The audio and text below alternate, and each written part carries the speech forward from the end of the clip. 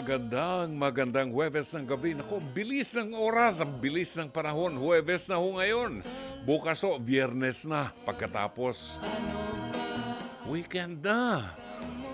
Alam ba ninyo, 70 araw na lang ang hinihintay natin. Merry Christmas na! Merry Christmas! Ho, ho! Merry Christmas! Nawala si Santa. Subukan nga magdala ng Santa Claus dito. Magandang gabi ho. 70 days na lang ang ating hinihintay at Pasko na ho. Nako. Ano ba yan? Hindi ko pa alam kung anong ihahanda natin sa Pasko. Basta lang, oo. Parang naghahanap ako ng macaroni salad. Yung maraming cheese. Macaroni salad. Ayon.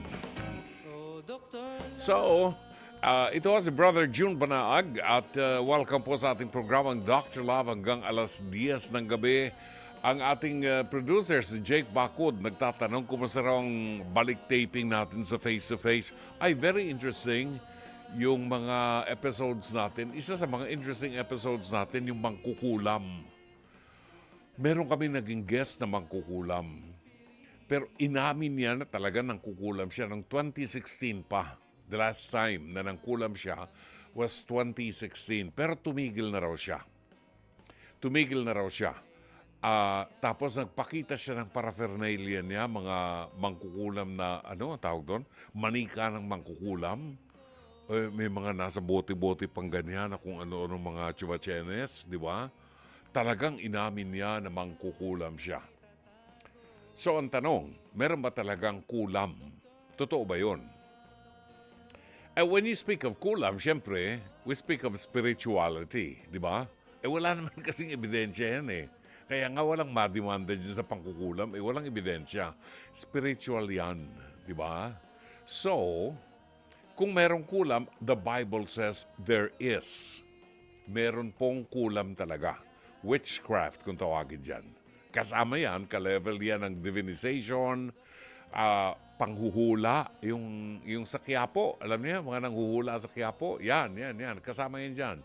Kasama dyan ang spirit of the glass or communicating with the spirit of the dead. Bawal na bawal po yan sa simbahang Katoliko. Yan. Bakit? Kasi posible na pasukin tayo, maposes tayo ng diablo. Sabi ni Jake, demon-possessed pala kahit mga gamit na mangkukul. Oo. Ang sabi ko sa production staff ng Face-to-Face, kasi gusto ni Corina Sanchez itapo na yung manika na mangkukulam, tsaka yung mga paraphernalia.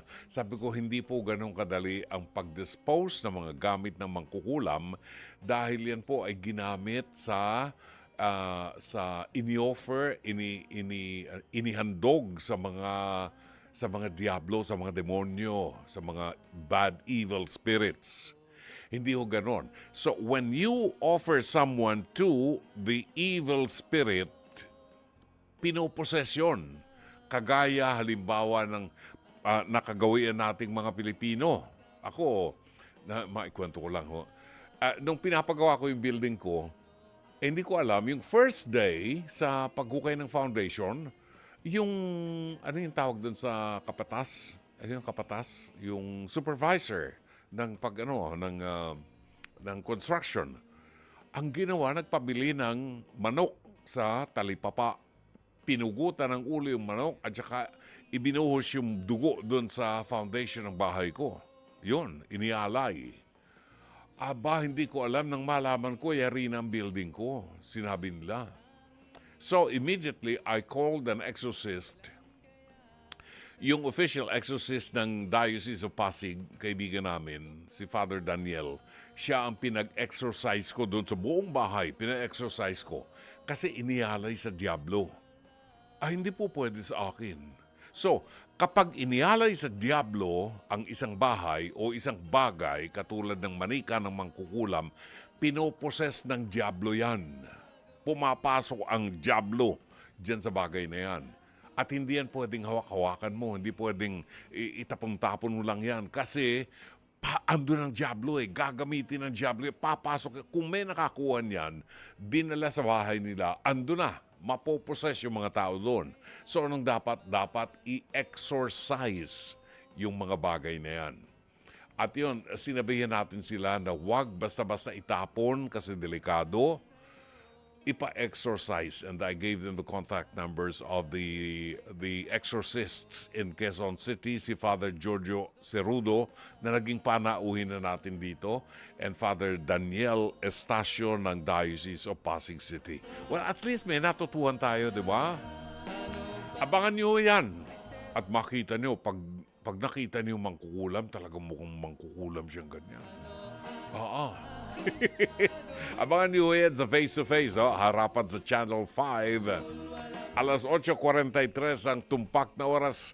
Ihahatid namin sa inyo sa ating pagbabalik ang mabuting balita sa araw na ito. Alam po ba ninyo, ngayon, October 16, Huwebes ay kafiestahan naman ni Saint Margaret Mary Alacoque or Alacoque.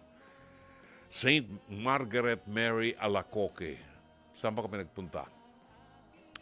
Somewhere in Paris. Somewhere in France. Pinuntahan namin ang church where the Sacred Heart of Jesus appeared to a nun by the name of Margaret Mary Alacoque. Yan.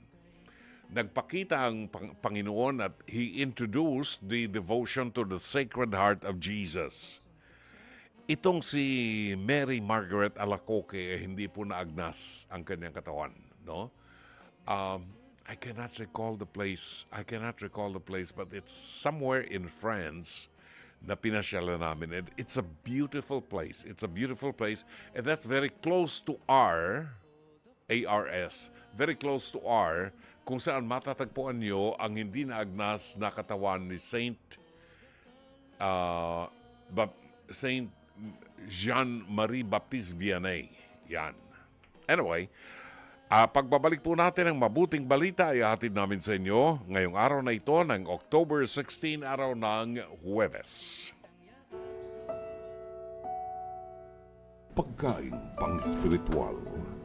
Mga salita ng Diyos na nag-iiwan ng pag-asa, kapanatagan at kapayapaan. Pagkain pang-spiritual. Hango sa bagong tipan ng banal na aklat. Pagkain pang-spiritual.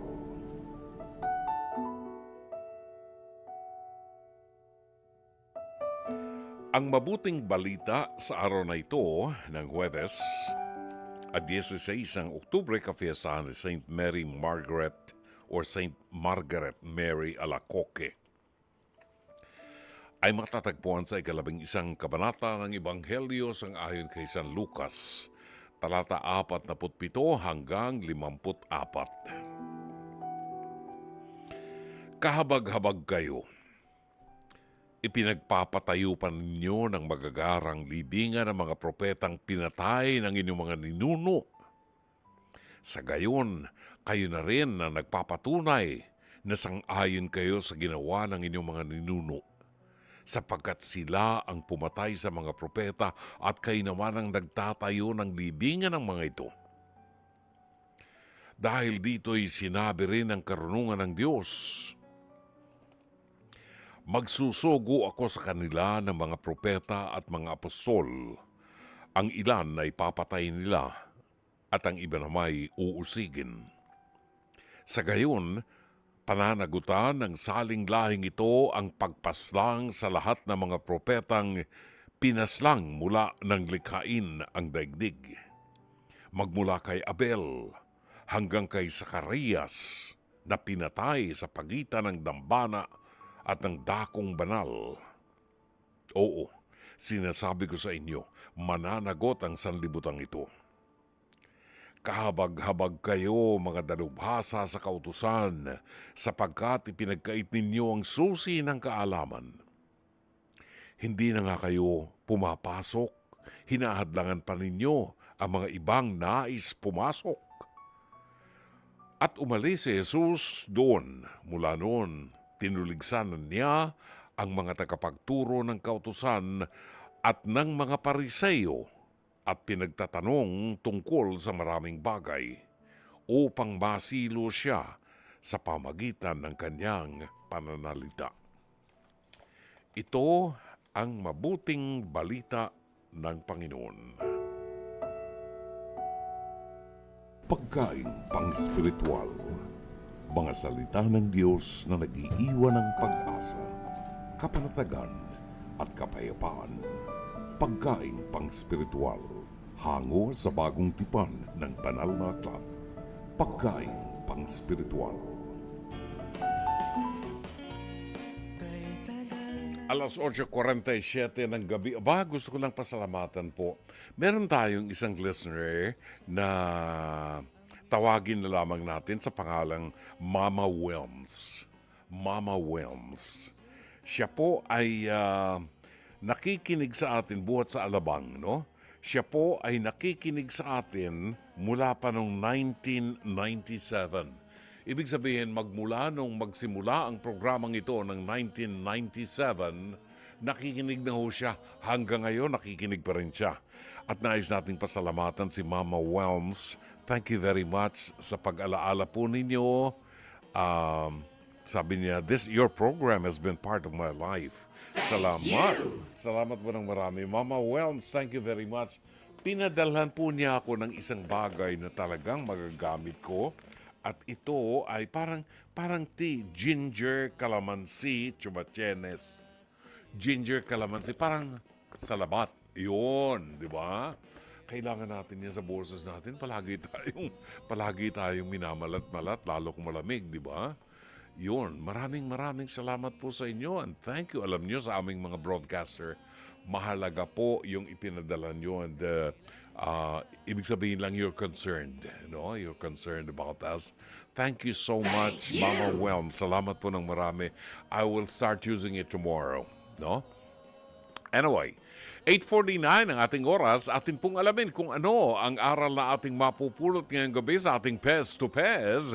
Hirit ni Dr. Love. Ito po ay hango sa programang Face to Face Harapan na sumasa inyo mula Lunes hanggang Biyernes alas 11 ng umaga sa TV5 kasama si Corina Sanchez Rojas. Bago po mag-eat bulaga.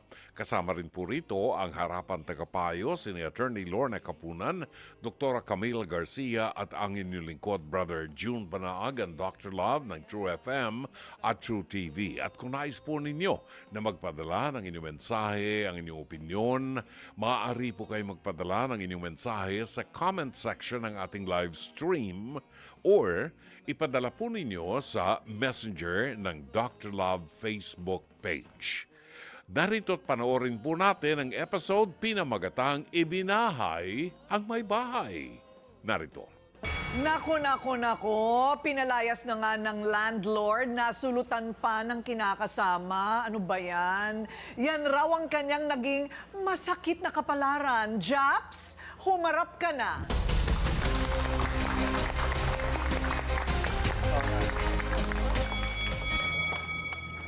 Nako, pakibasa lang po, direct. Pakibasa lang ang nakasulat sa kanyang t-shirt. Pansin ko nga. Ayan, paki-close up mo lang. Ayan. Hindi ko po sinasadya. Heartbroken, at isa pang heartbroken. Tatlo po Sige na, talaga. ha? Oo. O bakit nagsisimula pa lang tayo na iiyak ka na? Kaya po. Oo, bakit? Kasi na po Totoo kasi- ba yan? Totoo ba yung heartbroken na yan? Opo. Bakit? Sige nga, ikwento mo. Anong gawa- problema? Gawa po na pinalayas po ako sa tinitirhan kong bahay. Pati yung asawa ko. Niligawan niya pala, kaya pala ako pinalis. Ah, niligawan niya pala. Tapos, nirakan po ako sa trabaho. Oh. Ano ba trabaho mo? Driver po. Driver, family driver? Opo. Tapos, ano nangyari? Lagi daw ako lasing pag nire-drive daw ako. Oh, totoo ba yun? Hindi naman po. Minsan lang. Minsan lang. Sandali lang. Japs, huwag mo Hindi. ko lokohin. O, ano? Minsan lang po. Pag O, ano. paano minsan lang? Di ka pwede magmaneho ng lasing. Hindi po ako nagmamaneho ng lasing. Oh, Pag wala po akong trabaho, doon lang po ako. dun lang. Ninakawan ka na ng asawa. Opo. Eh, sinisiraan ka pa sa amo mo. Bakit? Anong galit niya sa'yo? Hindi ko nga po alam kung anong dahilan eh. Baka naman kasi inaway mo, kaya ganon. Hindi po. Siguro talaga po, talaga yung asawa ko, nililigawan niya, kaya ganun yung ano niya. Kinumpronta mo na ba? Umamin na ba silang dalawa? Wala naman po yung naamin. Pero nararamdaman ko po, Walang inaamin. Opo. So ngayon, kasama mo pa yung babae? hindi na po. Hindi na, naghiwalay na kayo. So ngayon na naghiwalay na kayo, sumasama na ba siya ng lantaran? Hindi po. Hindi, Hindi pa rin? Hindi po. Hindi ayaw magpahuli. Baka Opo. naman, imahinasyon mo lang yan. Hindi ko po, pero nararamdaman ko po. Tsaka marami po ng mga kapitbahay nagsasabi. Sino naman ang testigo mo dyan? Yung kapitbahay po namin, Ganon? opo, nagsasabi po. Wait, kasi rereklamo ka, di-deny naman nila. So saan tayo pupunta? Yung ano pong ano, gusto ko lang po malaman yung kung totoo po yung hindi, yung ginagawa niya sa asawa ko eh. Ano niya, yung nangyari Okay. sa kanya eh. Tapos pinaalis ka pa. Saan ka Opo. ngayon nakatira? Doon po sa kakilala ko po. Okay. Malapit lang yun Nakakabayad ka naman ng renta. Nahuhulugan ko naman po. Baka kasi kaya ka tinanggal, hindi ka nakakabayad. Hindi gawa po kasi minsan ano eh. Kulang. Opo. Ganun talaga. Paano? Pag yan ang sinabi niya, hindi ba? Eto na. Siya yung nagre-reklamo, eto naman yung inirereklamo. Among landlord na nanulot daw ng ka-live-in partner, tapos pinalayas yung lalaki. Eto na, Jess, humarap ka na.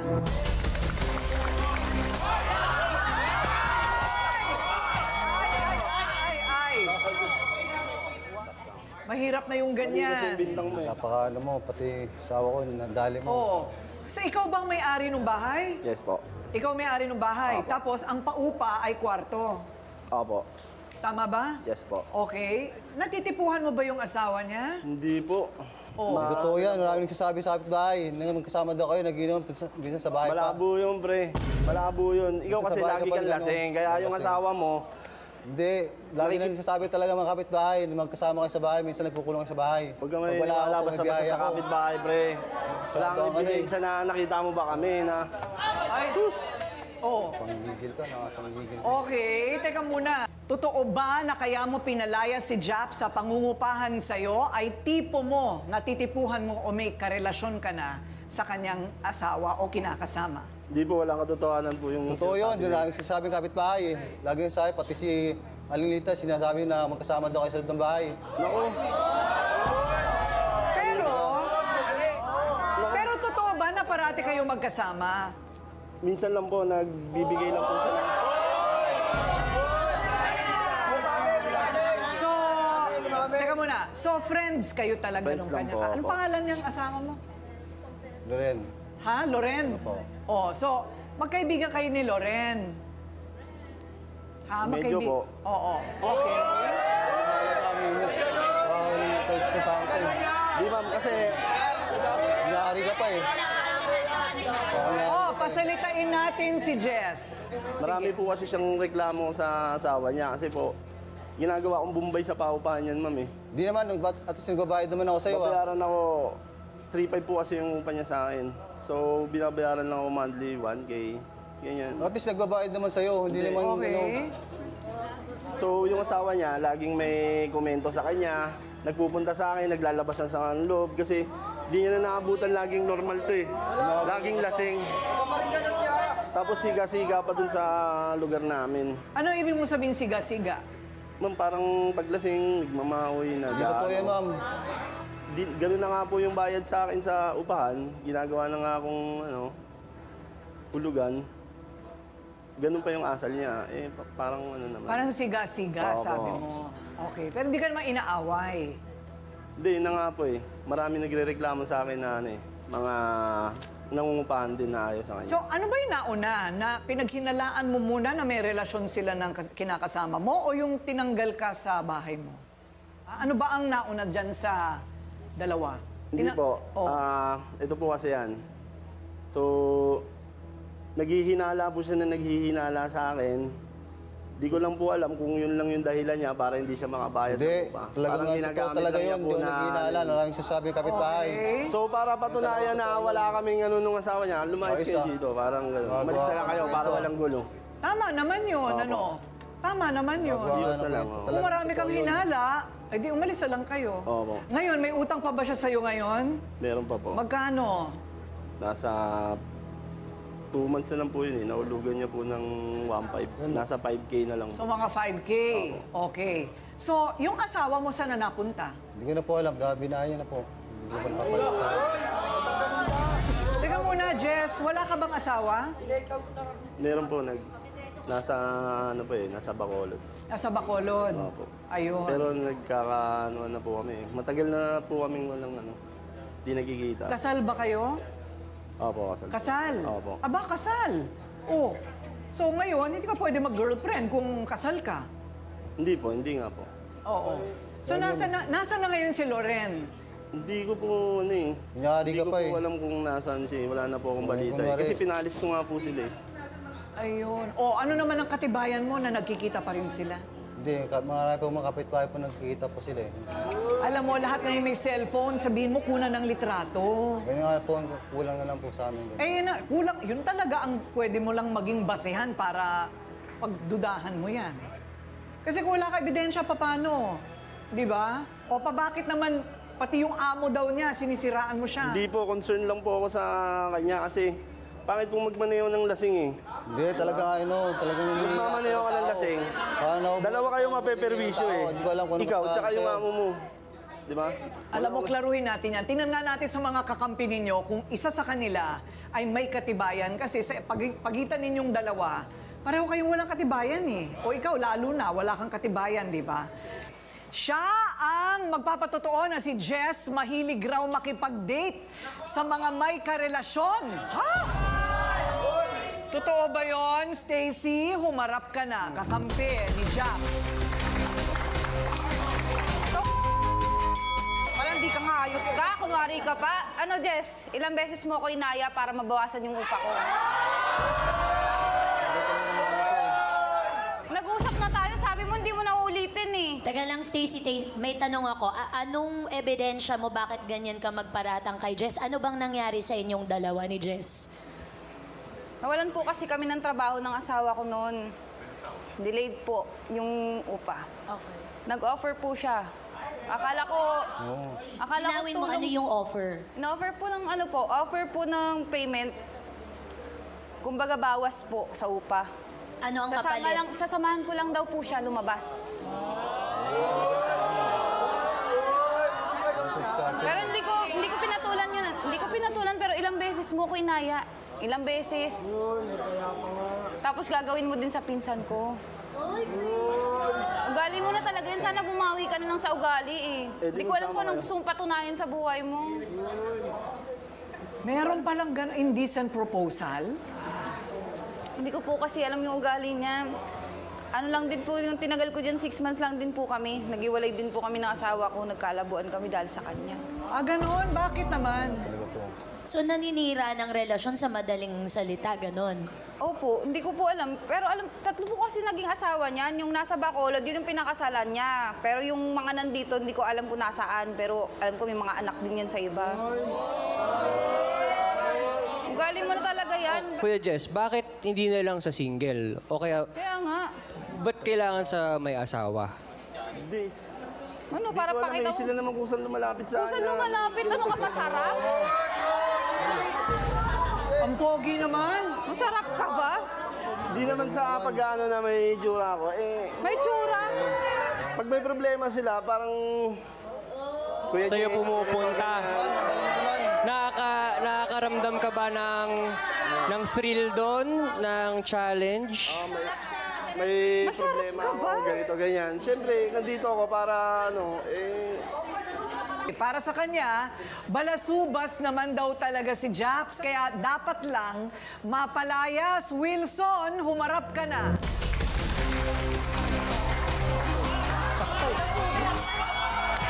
Ay, gusto ko. Huwag muna, sandali lang. Sabi mo. Okay, Wilson. O, eto na, may tanong sa'yo si Ryle. Ayop na. Paano mo nasabi na balasubas nga to si Kuya Japs? Ano ba ang ginagawa niya sa bahay? Kasi una pong umupa sa akin yan. Parating lasing din po yan eh. Kaya parang binigyan ko na lang palugay, tumalis siya. Hindi ko alam na pag-iinuman nga dito po kayo. pala umupa sa kumpare ko. Nagiinuman din naman kayo dun. Hindi ako nagreklamo eh. Pag nasa likod na, baka nanginginig kasi yung nga eh. mag-inom, baka Basta mag-inom. mag-inom. Ganun lang yun. Pag lasing po yan, parang wala po sa sarili. Ah. Baka ikaw. So, wala nang utang sa'yo. Meron po, gano'n din po. Parang Bombay nga po, ginagawa rin akong Bombay. Magkano pa yung utang sa'yo? Nasa 3,000 po. Wow! Talaga ba? O may utang siya sa inyo pareho. Paano sa tingin nyo na makakabayad to si Kuya Japs kung natanggal siya dahil sa chismis? Hindi, wala naman, ang sa akin, sir, wala naman akong intention na matanggal siya sa trabaho eh. Eh, ba't nagsasabi ka sa sama ko? Kasi sinabihan na siya ng amo niya, ganun pa rin, tuloy-tuloy pa rin. Di ba? Hindi na talaga Walang kayo. ganon. Walang ganon. Parang medyo sumasakit ang ulo ko dito, Dr. Love. Paano ba mareresolba yung ganito? Mabigat sa akin dito yung accusation nitong si Stacy na merong indecent proposal itong si Jess na dapat i-defensa niya. Yun ang medyo kakaiba dito, ano? Oo parang meron pang malalim pang hinuhugot dito, Ate Coring, na inaabangan ko. Oo. At ano ba, talagang wala kayong relasyon ng kanyang kasama? Maraming ka na. Gusto niya lang. Gusto lang Maraming ka kaya naman eh. Kaya parang tapos na. Maraming ka lang eh. Parang wala nang pagtalunan natin. Meron po. Maraming ka lang. Meron. Meron. Puti, puti, puti. Puti, puti, puti. Puti, puti. Dito na ako. Oh, ayun na. Kuya Jess, nagkatikiman ba? Ay! Oo. Sana all masarap. Alam mo, parang imposibleng hindi. Sakit Parang naman yan. imposibleng hindi, ano? Oo. Pero kung nagkapirmahan sa barangay, di adultery yun. He's married. Oo. Ikaw, kung tatanungin ka Tuesday, sino ang mas may kasalanan, yung nasulutan o yung sumulot? Ate Coring, una walang lusutan or sulutan kung walang nagbigay ng pagkakataon para mangyari yung panunulot. Oo. Hindi, dalawa sila na gumawa nun, hindi lang naman si Jess eh. Correct. So yung babae din, kailangan ding matanong kung ganun ba kasolido yung pagsasama nila ni Japs na nagtrabaho ka lang, nagmaneho ka lang, pag uwi mo, iba na yung kinaluluguran ng loob. Medyo questionable din ang moralidad or loyalty nung isa. Dr. Love, ano ba ang mindset ng mga babaero? Aminado ka, babaero ka dati. Pag may Sinabi mo na yan. pag may pagkakataon, Ate Coring, at alam namin na papayag yung babae, kinukuha namin ang pagkakataon. Believe me, dinaanan ko no? Pero, Jess, meron lang akong gustong tanungin kung tama yung nadinig ko na hinahakaan kita doon sa sinabi mo na inililigtas mo lang si Japs na kaibigan mo doon sa isang babae na karelasyon niya na karengking. Opo, parang ganun po. Yung ba sabi mo? Opo. Ayan. Sige. Kung yun ang sasabihin mo sa akin, hindi kita papaniwalaan. Kasi Kala ko ba, bilib ka? ililigtas mo siya, pinatulad mo yung kanyang girlfriend, no? Meron kang interes sa katawan ng babaeng yon. Now, para sa lahat, hindi sagot dito ang kasal. Kahit na meron kayong Tuesday, meron kayong kasunduan ng marriage contract, na magiging tapat kayo, sumusumpa pa kayo sa harap ng Diyos na magiging tapat sa isa't isa. Hindi po garantiya yun. Po pwedeng masira ang relasyon ng mag-asawa kung walang commitment. So, kasal o hindi kasal, kailangan binibigyang halaga ang loyalty o ang commitment. So, anong mahalaga dito? Miski anong relasyon, Ate Coring, kahit na anong relasyon, kasal o hindi kasal, pag wala ang Diyos sa gitna ng relasyon, masisira yan. So kailangan ilagay natin ang Diyos sa gitna ng pagsasama natin. May respeto sa tao at may respeto sa Diyos at sa sarili. Ang inyong nadinig po ay ang tinig ng The Carpenters, I Can't Smile Without You. Sa pangalawang bahagi po ng ating programang Dr. Love Radio Show, kunin natin ang reaksyon ng ating mga listeners. Tingnan natin kung ano ang kanilang reaksyon sa napanood nilang mga pang-aagaw ng asawa ng may asawa. Si Banjo Andres, bagong pangalan to. Bagong pangalan. Welcome, Banjo. Maraming salamat. Sabi niya, pa-deny-deny pa sa simula. Aamin din naman pala. Ang lupit mo, pre. Alam niyo, respeto lang. Pag yung babae may asawa o may boyfriend, huwag niyo nang pakialaman. Kasi ayaw niyong gawin sa inyo yung ginagawa niyo sa kanila. Kabastusan yun. Lalo kung asawa. Marie Santos, baka pumatol si Mrs. kay Jess dahil may pera ito. Practical, pero mali. Maling-mali. Maaari. Pero ang problema doon, Marie, alam niya meron siyang asawa. Di ba? Alam niya, kung kasal man sila, kasal kasi ang sabi eh. Alam niya may asawa siya. Pero saan nandun ang delikadesan niya na yung kanyang platito, ipasasawsaw niya yung platito niya sa daliri ng ibang gusto magsawsaw. Ganun lang. Kita mo yung analogy ko?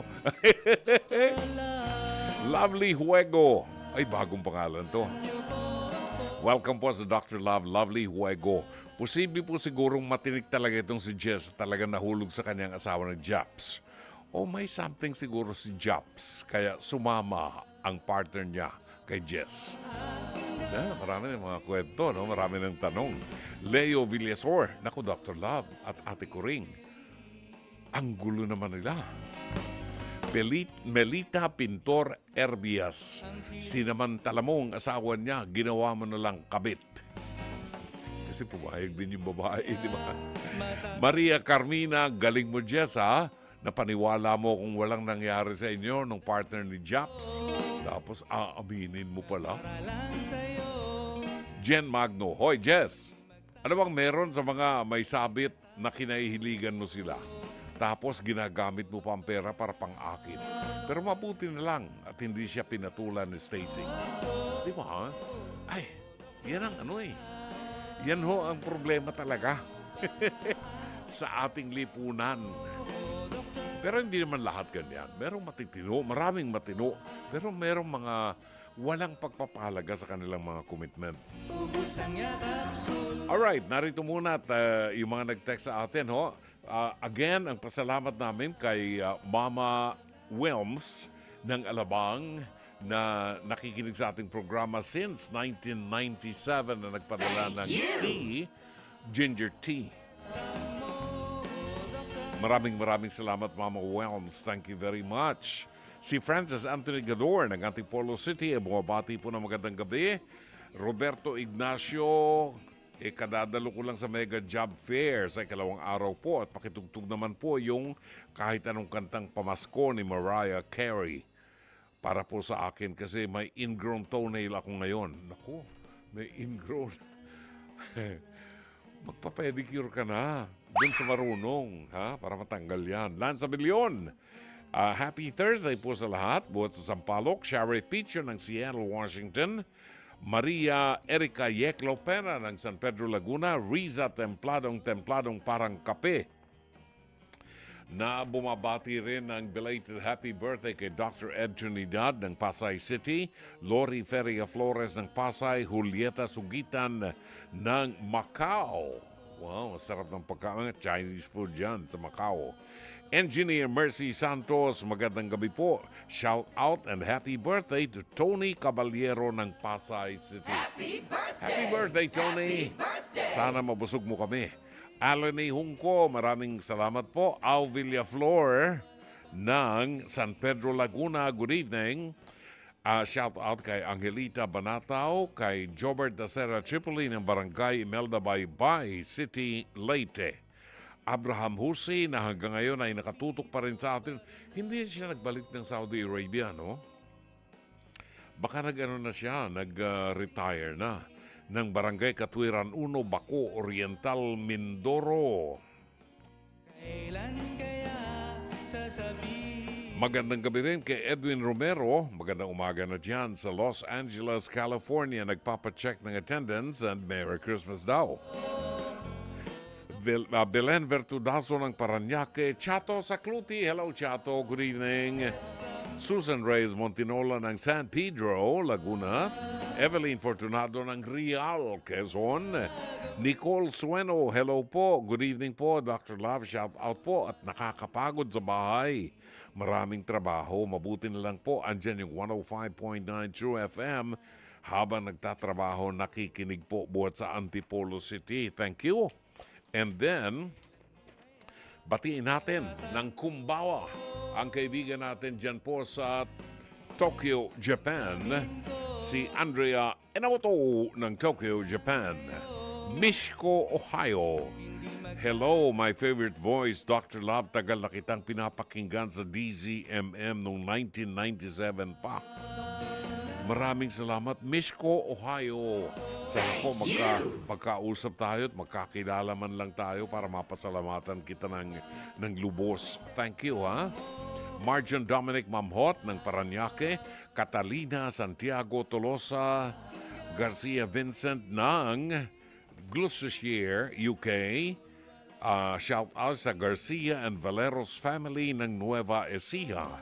Si Ambo Estrella ng Paranaque buwabati rin, and Tanggol Chan Abrera. Maraming salamat. 23 minutes after 9. Oras natin ganap ng alas 9:26 ng gabi. Nais kong bigyan daan ng isang liham kasaysayan buhat kay Teresa ng Pateros sapagkat napapanahon ang kanyang liham kasaysayan. Marami ho sa atin ang araw-araw ay bumibili online. Ay nako, kabilang na rito ang misis ko, kabilang dito ang mga apo ko, mga anak ko. Kahit ako, bumibili rin ho online. Kasi, komportable ka, di ba? I-deliver sa'yo, free shipping, quote and unquote free shipping, pero pinatong na rin talaga shipping. Pero hindi ka naalis ng bahay. Yun nga lang, may risk na minsan naloloko tayo. Sa akin, pinagpapasal Diyos ko na pag niloloko, kung kaysa makonsumi pa ako, ilang pesos na rin ako nadaya dyan, na-scam, no? Iba yung papadala sa'yo, ganyan. Ay, bahala kayo sa buhay niyo. Basta tataas ko na lang sa Diyos yan. Babayaran niyo yan, di ba?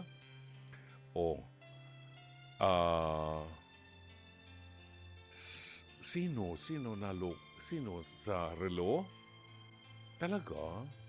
Ay, naku, dapat mag-iingat talaga. Well, miski paano pag-iingat mo? Ay, ako, tuloy, yung nakikita mo sa Facebook, hindi ako bibili doon. Doon ako madalas naluloko. Kasi hinadadala ako ron eh. Pag nakita ko, sige, order ka agad. And then later on, we'll find out na loko ka, na scam ka. Anyway, tunghayan po natin ang liham kasaysayan ni Teresa ng Pateros.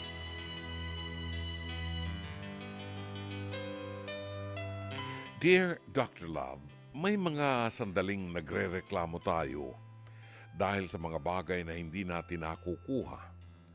May mga sandaling nagre-reklamo tayo dahil sa maliliit lang na gusot sa buhay. Ang hindi natin nare-realize, mas pinagpala pala tayo kaysa sa ibang mga tao. Ako po si Teresa, 37 years old, mula sa Pateros. Bilang stay-at-home mom, ako po ay talagang abala sa pangalaga sa 2 anak sa bahay, habang abala naman sa mister sa pagtatrabaho sa labas. Katulad ng karamihan sa atin, madalas din po akong umorder ng items online, lalo na kapag sale, at para sa mga anak namin. Nang minsang dumating na ang parcel ko para sa ternong sando at shorts ng mga bata, nakita kong may nakalakip na bond paper. May mga nakaprint dito pero pagtingin ko sa likod nito, may sulat kamay. Sulat pala mula sa inorderan ko ng mga damit na almost 1,000 pesos. Ang sabi po sa sulat, Dear customer, thank you for supporting our small business. Your support will surely help for the medication and hospitalization bills of my 3-year-old daughter, and may God bless you always. Naantig ako sa nabasa ko, Dr. Love, kahit maliit lang na halaga na bili ko. Makatutulong pala ito sa anak niyang may sakit. Dito ko na-realize na kahit paano At sa kabila ng mga pagsubok sa buhay, mapalad pa rin kami at maraming dapat ay pagpasalamat sa itaas. Kung tutuusin, maliit lang na bagay ang mga problema namin kumpara sa pagsubok na kinakaharap ng ibang tao. Dito ko rin na-realize na hindi dapat magreklamo o mainis dahil sa mga bagay na hindi natin nakukuha. Dahil may mga taong mas deserving pa ng blessing kaysa sa atin. At dahil naawa ako sa mga magulang na nagbebenta ng mga children's clothes, pinost ko sa Facebook ang page niya para sa kanya na rin umorder ang friends ko. Sa ganitong paraan, nakatutulong ako sa kanya at siyempre, isinasama ko na rin sila sa panalangin ko. Salamat, Dr. Love. God bless. Gumagalang, Teresa. Mas maganda po sa buhay natin na tingnan natin yung bagay na positibo, no? Kaysa doon sa mga negative at mga bagay na magpapastress lang sa ating buhay, no? Napapanahon sapagkat marami sa atin ngayon ang katotohanan talaga, although nadadaya ang Bureau of Internal Revenue, nadadaya dahil walang resibo ang mga transaksyones natin sa online shopping, di ba? Mas madali para sa atin na umorder dahil dinideliver na lamang sa bahay. Competitive ang presyo, di ba? Kumpara dun sa mabibili natin sa mall. And we have more choices. Kaya tayo na gaganyak na bumili. At isa po ako dyan, no? Marami na ako nabili. At maraming beses na rin ako naloko sa Meta, sa Facebook, yung mga nag-advertise doon. So, natutuhan ko na yung mga legit. Minsan, kahit sa legit, depende sa sellers, di ba? Depende sa seller. Minsan naluloko ka rin. Pero yung story nitong si Teresa, bumili siya doon sa online dahil siguro komportable siya, convenient para sa kanya, bumili ng sando para sa kanyang mga anak na gagamitin sa eskwelahan. Pero na-surprise siya nang dumating sa kanya, more than 1,000 lang ang halaga ng kanyang pinamili. Nang dumating sa kanya, may nakasulat na handwritten note na nagpapasalamat sa kanya na yung kanyang pinamili ay napakalaking tulong para doon sa mag-asawa na nagnenegosyo. Yung maliit na negosyong yan para masuportahan ang pangailangan sa gamot at hospitalization ng kanyang anak na 3 years old na anak na babae. Hindi po lahat makikita natin dito na yung seller ay sincero sa kanyang puso, sa kanyang ginawa. No?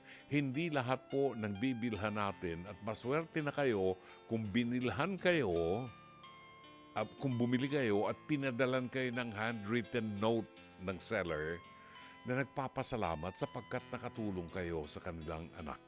Bihirang-bihira po yan. Napakaganda ng ginawa nitong si Teresa dahil ang ginawa niya, nakita niya ang kahalagahan at ang biyaya na siya ang nakatulong at hindi siya ang tinulungan. At sa halip ay pinakiusap niya sa mga kaibigan niya na tangkilikin yung negosyo nitong mag-asawang ito na nangangailangan ng suporta at tulong ng mga tao na malinis na negosyo na pinaghihirapan para sa kanila. Minsan po ay may nagtanong sa akin, paano daw mababayaran ang utang na loob sa kapwa? Sa akin pong personal na opinyon at ito po ang aking ginagawa sa buhay ko para makabayad ako ng utang na loob at para kumalat ang biyaya ng Diyos. Sakali po na may mabuting ginawa sa iyo ang isang tao, kahit po hindi mo na ibalik sa kanya yung kabutihan na ginawa niya sa iyo, humanap ka ng ibang tao na magagawan mo ng kabutihan ng 2 beses. Kung minsan lang ginawa sa iyo ng isang tao na gawan ka ng mabuti, gumawa ka ng kabutihan sa ibang tao ng 2 beses lang. And I tell you, 2 beses ang biyaya na tatanggapin mo buhat sa Diyos. Nawa ang kasaysayang ito ni Teresa ng Pateros ay makapag-iwan sa atin ng isang idea na maaari nating pagnilayan upang maging mabuting tao tayo sa mga darating na araw. Sana'y natulungan kayo ng palatuntunang ito. As always, Dr. Love. Mga kapatid, ito po si Brother June Banaag. Dito tayo sa totoo. Dito tayo sa True FM. Mag-subscribe at i-follow ang mga social media accounts at True Network PH sa FB, Instagram, X, YouTube, TikTok, and podcast.